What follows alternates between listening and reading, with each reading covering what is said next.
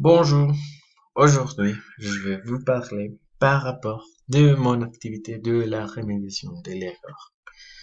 Ok, pour commencer, je dois dire que je choisis ce thème, ce sujet, parce que au début, quand je commençais à apprendre le français, je me suis rendu compte, ah bon, oui, j'avais des difficultés pour la compréhension et la production écrite.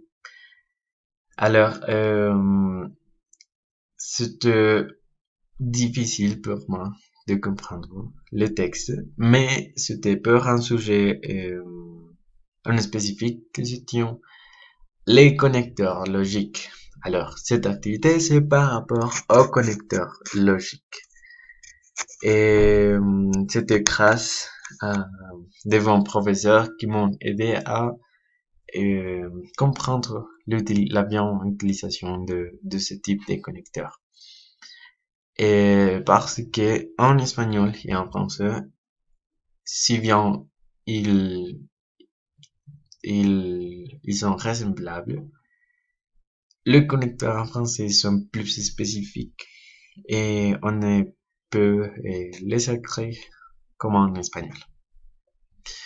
Alors, et pour commencer, euh, cette activité a deux moments.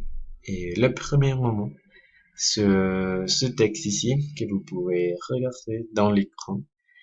Et il s'agit d'un conte. Il s'appelle Le Poisson d'Or.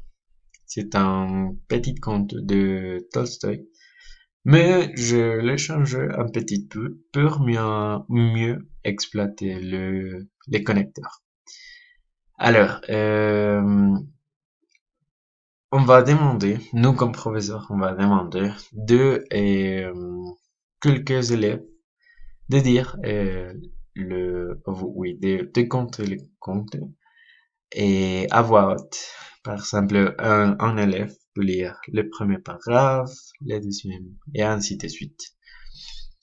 Et on va demander aux élèves de pourquoi ils croient que il y a des mots plus grands que l'autre. Par exemple, pourquoi chaque matin, pourquoi un jour, aussitôt le soir, le lendemain matin, alors, à son retour, mais on va laisser, disons, une minute pour qu'elle puisse penser à la réponse. Ensuite, on va relire le texte avec des autres élèves. On va lui demander à lire à voix haute par paragraphe. Et voilà. On va écouter les réponses. Par exemple, s'il s'agit des connecteurs logiques, bien évidemment. Et pourquoi cet mot apparaît-il dans les textes? Et il faut dire que ils sont des mots qui vont lier les idées principaux. Pendant les textes, ils vont nous aider à imaginer, disons, par exemple, un jour, ce n'est pas, et, disons, c'était un jour spécifique, disons, et les soirs, ce n'est pas le matin ou les soirées. Alors, ils sont des mots qui vont nous aider à comprendre mieux les textes. Ok. Pour le deuxième moment, euh, nous avons cette activité ici. Et c'est un petit conte aussi. Et l'élève doit faire trois activités. Le premier, c'est de lire complètement le texte. Il va imaginer, il va essayer de comprendre l'idée principale de ce texte. Et à l'aide de ces mots qui sont dans ces parties, il va imaginer, il va s'aider, il va essayer de comprendre où est-ce qu'ils doivent être. Par exemple, Et pour commencer les comptes, quelquefois nous donne il commence par un jour. Alors, il va mettre un jour ici dans cet espace et ainsi de suite avec les autres mots. Comme en deuxième partie, et il va les donner un titre ici. Et troisièmement, il va relier les textes pour,